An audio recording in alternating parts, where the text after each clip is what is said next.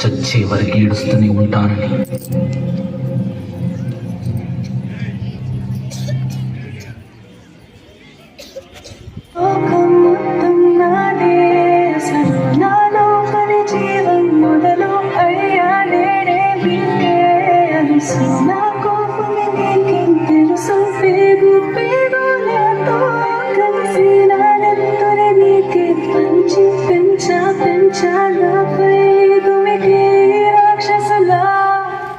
అత్యాచారం చేసి నోని ఊరి తీయాలి, మేడ పట్టి గొంతు పిసికి కాల పెట్టాలి. నేను చెప్పేదంతా లోకం మొత్తం వీణపడాలి. నీ చెల్లి కోసం ఏ రోజైనా నిలబడాలి.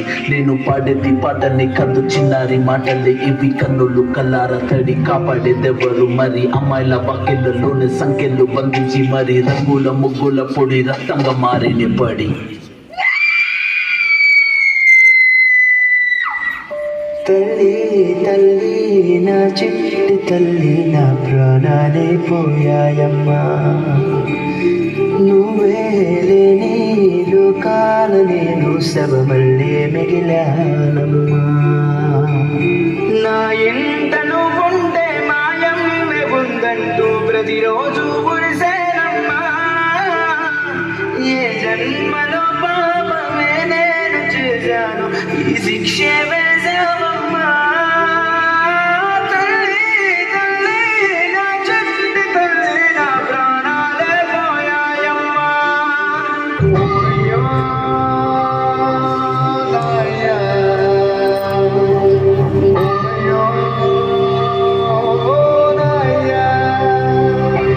ఈ చేతితోనే పాలు పట్టాను, ఈ చేతితోనే పువ్వ పెట్టాను, ఈ చేతితోనే తలకు పోసాను, ఈ చేతితోనే కాళ్ళు విసిగాను, ఈ చేతితోనే కాటికి పంపాలా,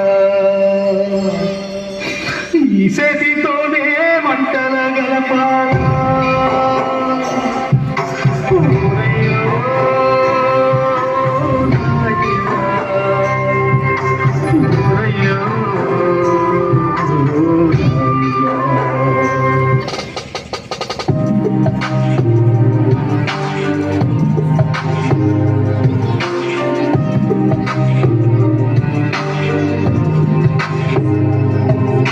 మమ్మీ నువ్వు ఇంట్లో వదిలేసి వెళితే, అంకల్ నా చెయ్యి పట్టి మీద మీద పడితే ఏమని చెప్పను నేను, ఎవరికి చెప్పను నేను. మీరే నేర్పించారు పెద్దోళ్ళు దేవుళ్ళు అని. ఎందుకు మమ్మీ పుట్టించాడు డాడీ నన్ను? అసలు వినాలనుకున్న నేను చందమామ కథలు.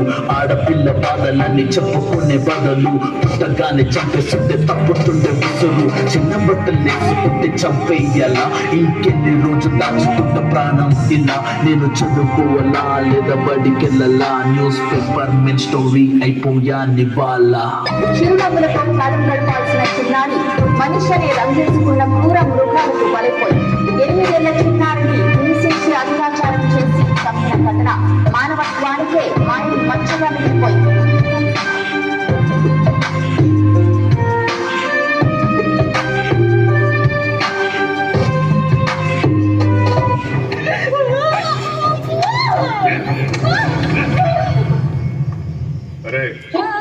దీనికి తిండి గాని నీళ్ళు గాని ఇవ్వదు, అప్పుడు తెలుస్తుంది. అలాగైనా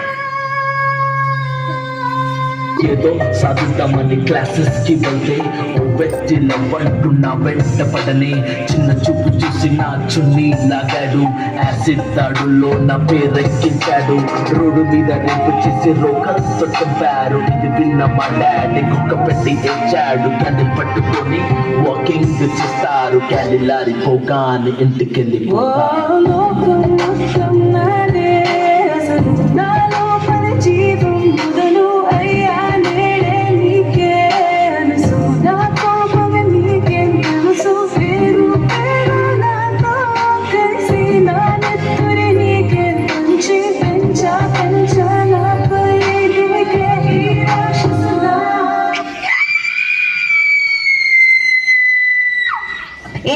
ఆసిఫాపై ఓ పవిత్రమైన ఆలయంలో వారం రోజుల పాటు సాగిన సామూహిక అత్యాచారం భారతదేశపు మహిళా గౌరవం